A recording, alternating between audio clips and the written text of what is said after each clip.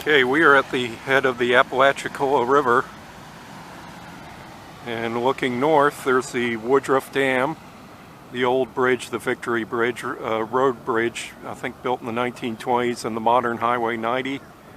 Beyond the dam, the Flint and the Chattahoochee rivers form to make the Apalachicola River. And right here at the landing, this little hill up here, this is actually an Aboriginal Indian mound of Fort Walton period. Okay, up the bank from the river, and this mound in the corner kind of looks down over a nice plain. This is pretty significant. This is a high spot that doesn't flood whenever the river floods, which happens frequently, and that's why in 1814 British Colonel Edward Nichols built a fort here, Fort Apalachicola, and staffed it with British troops and Creek Indians.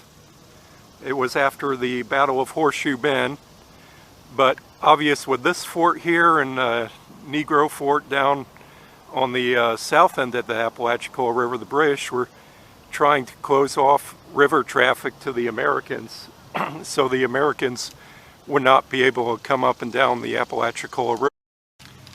And going up the mound here, they're supposed to be getting a historical marker about here, the meeting between Colonel Nichols and Josiah Francis in 1814. Of course, there's a picnic shelter here today, but one description of the fort has the Americans got intelligence that both Peter McQueen and Josiah Francis were seen here in British uniform, and it was armed, but apparently the fort was abandoned after a while, and really not much more became of it in history. Now, looking at the mound, it's supposed to be Fort Walton period. It looks earthen mound, not a shell mound, and up top there's some gravel, maybe some modern fill to kind of stabilize it. But of course the some younger trees here and a few older big spruce pine, and looks like some oak trees here.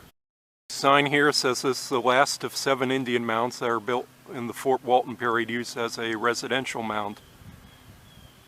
Of course, if this was the fort site, it really didn't see much action. The Americans had their attention elsewhere in Mobile Bay and along the Gulf Coast at this time.